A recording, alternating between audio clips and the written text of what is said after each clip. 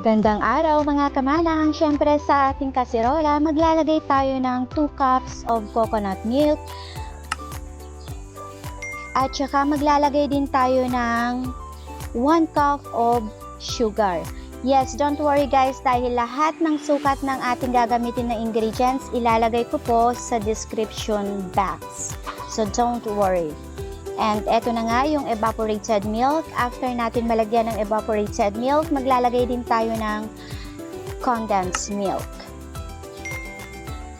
At syempre, hindi natin lahat ilalagay yung condensed guys dahil naglagay na tayo ng sugar. Kapag medyo matabang ang ating mixture, dun pa lang tayo mag-a-add ng condensed milk. Alright? At syempre, kailangan natin ito haluin ng mabuti.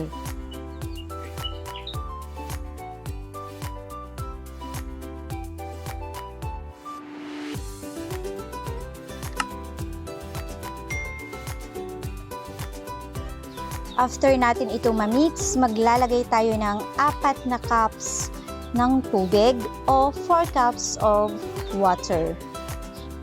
Random shoutout muna tayo. Mega love shoutout, Ayapot, Rachel Estokia, JMFX. After natin malagyan ng tubig, ilalagay naman natin ngayon ang cornstarch at saka mais o di kaya ang corn. Pagkatapos, ihalo lang natin ito ng mabuti.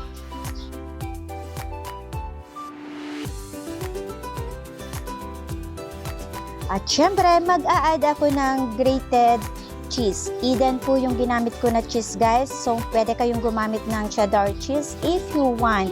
At kung gusto nyo rin mag-add ng cheese sa iyong mixture, well and good. Pero kung ayaw nyo, depende ho sa inyo yun. Preference nyo po yun. So, since gusto ko na mas maalinamnam yung ating maha blanca, naglagay ho ako ng cheese. At syempre, kailangan lang natin ito ihalo ng mabuti. O mga kamanang, sasagutin ko na ang mga katanungan sa iyong mga isip. Baka mamaya, ay bakit ganun yung way ni Wenman ng kitchenette sa pagluluto ng maha blanca?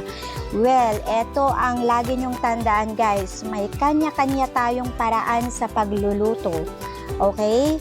So, eto yung way ko sa pag-prepare o pagluluto o paggawa ng maha blanca. Kaya sinishare ko sa inyo. At syempre, bago natin lutuin yung mixture natin guys, make sure na natikman nyo na ito. Kung okay na ba yung lasa o matabang. Kasi once na niluto nyo na ito, hindi na kayo pwede maglagay ng coconut, hindi na kayo pwede maglagay ng sugar or condensed milk. Dahil mag-iiba yung texture ng maha blanca once na naisalang nyo na ito sa kalan. Kaya bago nyo lutuin, tikman nyo muna ang mixture. Okay? At syempre, oras na para lutuin na natin ang ating mixture. Always remember guys, na lutuin nyo lang ito in a slow fire. At continuous lang yung paghalo para hindi mamuo yung cornstarch.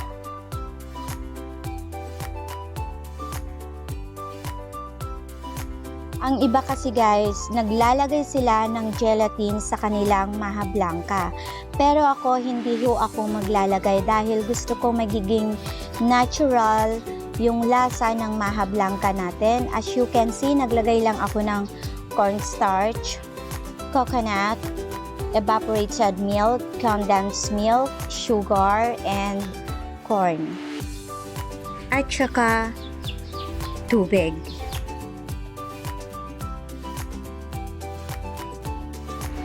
At syempre, sobrang bilis lang ito na i-prepare guys. Nakakapagod nga lang, nakakangalay nga lang sa paghalo. Doon ka sa paghahalo matatagalan dito sa maha blanca dahil kailangan talaga na ihalo. Hindi pwedeng hindi ihalo.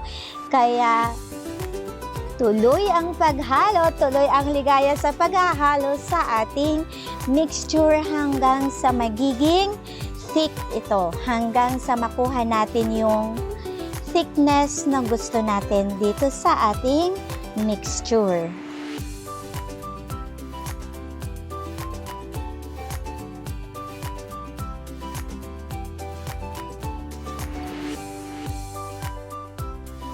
Kita nyo yan guys, onti-onti na siyang nagiging thick.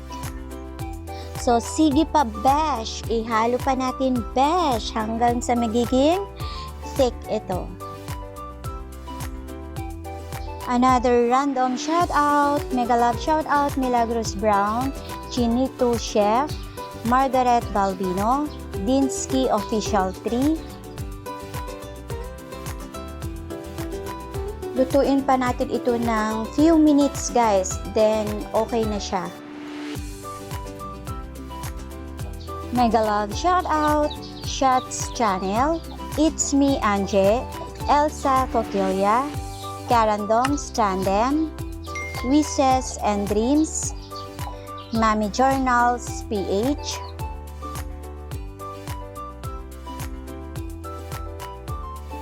Mega love shout out, Ambland TV Official, Jonah Jet TV, Katrina Adventures, Joy Nails, Baby ko Sari Sari Bukid, Joris Tilan, Team Jaleo, Simply Lalazim, Yunyushin TV, Mama Maya and Family Vlogs, Mariela Sexy Vlogs,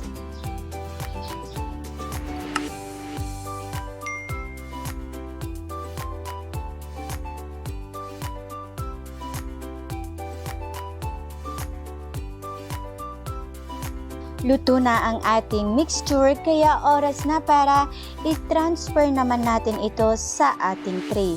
Dahan-dahan lang sa pagbuhos guys. Kagaya ng pagmamahal ninyo, dapat hindi nyo lahat binibigay. Magtira kayo para sa sarili ho ninyo. Char! Hello to you, Reyes Adventures Vlog, Violeta Aragon, through MJ TV. Oh, kasya pa yan besh. Ibuhos na natin lahat. Shout out to you, Mamsi in Austria. Siyempre, spread lang natin ito evenly. Pagkatapos natin ito may spread o may flatten yung ating maha blanca sa ating tray, maglalagay tayo ng cheese on top. Again, depende ho sa inyo kung gusto nyo ng cheese as garnish, nasa inyo ho. Pero mas gusto ko kasi yung cheesy na maha blanca, kaya cheese ang ilalagay ko dito sa creamy maha blanca ni Wenmanang Kitchenette. Pagkatapos natin ito malagyan ng cheese, iset aside lang natin, let it cool down, and after neto lumamig, ilagay natin sa ref. Pero since hindi ho ako makapag-antay, aba guys, mukhang hindi ho ako papayag na hindi na matikman itong maha blanca natin bago ko ilagay sa ref. Hindi na ho ako makapag-antay guys. So, anong gagawin ko? Siyempre, tikman na natin ang ating creamy maha blanca. Again guys ha, inuulit ko, hindi ko pa ito nilalagay sa loob ng ref. Kaya kitang-kita nyo naman, hindi pa siya ganun ka-firm. Okay? So, since hindi talaga ako makapag-antay, gusto ko nang matikman at gusto ko na rin ma-share sa inyo kung ano ang lasa ng ating maha blanca. My goodness guys, sobrang sarap, creamy, yung lasa ng cheese ando doon. Sobrang creamy guys. Gayahin nyo itong version ko. Hindi ho kayo magsisisi. Alam mo yung sweetness niya, yung medyo alat-alat nung cheese. Oh my goodness! Perfect combination. Mega love shout out sa aking kaibigan Jam Supleo and of course JM Family Channel and Bicolana in Singapore. Ay naku guys, ano pang inaantay ninyo? Gayahin nyo na itong mahablang kaniwen manang kitchenette at yak na hindi kayo magsisisi dito. Kita nyo naman hindi ko pa nilalagay sa ref pero tinikman ko na talaga. Dahil hindi na ho ako nakapag-antay. And of course, if you are not yet connected to my YouTube channel, please don't forget to like, subscribe, share, and click the notification bell for more updates on my channel. See you on my next vlog. I love you all. God bless everyone. Bye!